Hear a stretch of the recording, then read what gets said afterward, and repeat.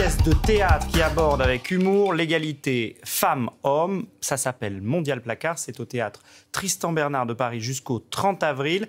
Son auteur et metteur en scène est notre invité, Côme de Belcis. Bonsoir. Bonsoir. Avec Isabelle, on est très heureux de vous accueillir. Eh bien oui, on est très heureux, Côme. Alors vous êtes auteur, metteur en scène, vous travaillez régulièrement pour le théâtre, l'opéra. Une de vos productions, Jeanne d'Arc au bûcher, a même été jouée, attention, à New York, avec dans le rôle titre Marion Cotillard. Et là, vous venez nous parler donc de ce vaudeville, c'est vivant, c'est drôle. Ça s'inscrit dans le monde de l'entreprise. Mondial Placard, c'est le titre. Comme c'est l'histoire de qui, de quoi?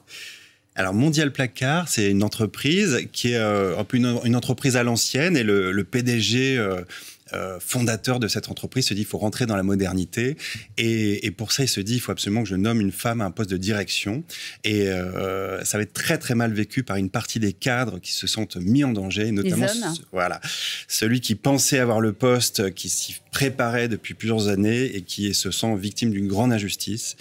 Et pour réparer cette injustice, il va décider de revenir au bureau travesti en femme pour prouver à tout le monde qu'il est victime de la discrimination positive. Voilà, ça va pas se passer exactement comme prévu pour lui.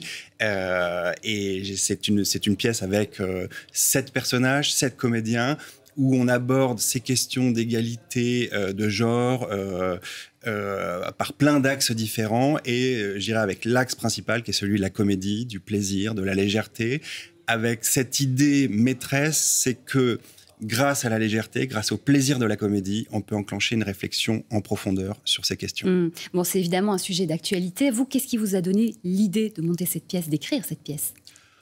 Oh, je crois vraiment comme beaucoup de gens de ma génération, le moment MeToo, ça a été un moment un peu... voilà, je pense que comme plein de monde, je suis tombé de ma chaise, je me suis dit, mais qu'est-ce que c'est que je me rendais pas compte. Je savais qu'il y a des gens qui se comportaient pas bien, mais à ce niveau-là, voilà, j'étais juste ébahi.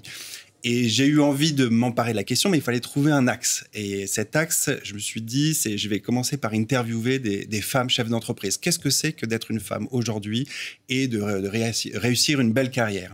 Donc j'ai fait une vingtaine d'interviews de femmes de différentes générations.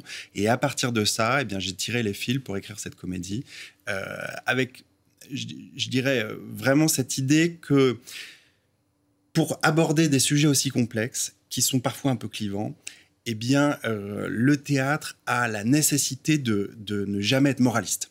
C'est-à-dire de faire rire, d'engager une réflexion, mais de jamais dire c'est ça qu'il faut penser, ça c'est juste, ça c'est pas bien. Voilà, de plonger les spectateurs dans la complexité, dans le plaisir de la réflexion sur ces questions. Alors, ce qui est intéressant, c'est qu'on voit un peu tous les points de vue, le point de vue des femmes, des hommes. Vous tombez pas dans les clichés, c'est que les hommes qui ont le pouvoir ou que les femmes qui sont faibles, etc. Il y a aussi la jeune génération qui a sa place, avec cette fameuse stagiaire qui est croustillante. On va regarder un extrait. C'est un moment où elle propose d'afficher les auteurs de délits sexistes dans l'entreprise, hein, bien en grand. Voici ce que lui répond la patronne de l'entreprise. Alors, c'est très bien hein, de dénoncer des comportements qui vous paraîtraient inappropriés si vous y êtes confronté ou si vous en êtes témoin. Mais Léa, il y a 90% d'hommes dans la boîte. Et ce sont vos futurs collaborateurs, collègues et supérieurs hiérarchiques. Si votre objectif est de vous faire engager à la fin de votre stage... Pardon, mais cette entreprise patriarcale, cis, blanche, hétérocentrée, soit ça bouge, soit il n'est pas question que je reste. Bon voilà, dans cette pièce, donc, on comprend aussi que c'est un peu facile aussi de dire que c'est parce que c'est une femme qu'elle a cet emploi.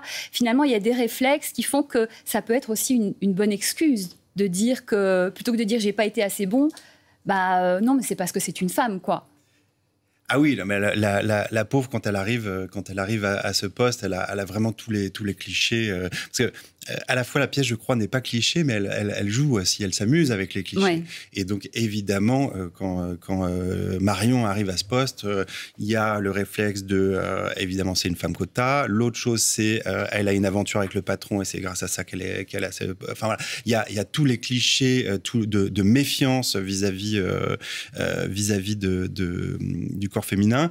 Cela dit,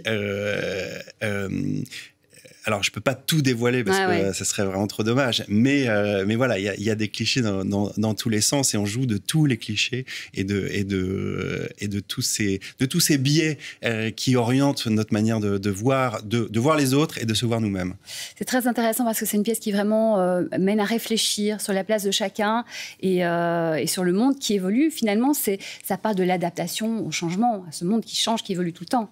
Absolument. Et ça, c'est y a donc ce personnage, par exemple, qui se travestit en femme. Moi, à la fois, il est totalement ridicule et en même temps, j'ai de la tendresse pour lui parce que il s'est projeté dans un monde dans lequel les hommes étaient tout puissants et il se rend compte que, dans le monde dans lequel il évolue, ce n'est plus le cas. Il est perdu. Il est perdu et il essaye de se raccrocher à ce qu'il peut. Et je crois que c'est quelque chose qui, alors de manière peut-être moins poussée et moins caricaturale, mais dans la vie, enfin voilà, comment est-ce qu'on fait pour s'adapter à une nouvelle réalité? Et il y a il y a une forme de tendresse pour ces personnages avec leur grand ridicule. Oui. Finalement, on comprend que c'est difficile pour tout le monde de s'adapter dans le monde de l'entreprise. La question, c'est est-ce qu'on est vraiment obligé de jouer un rôle? Vous avez 4 heures.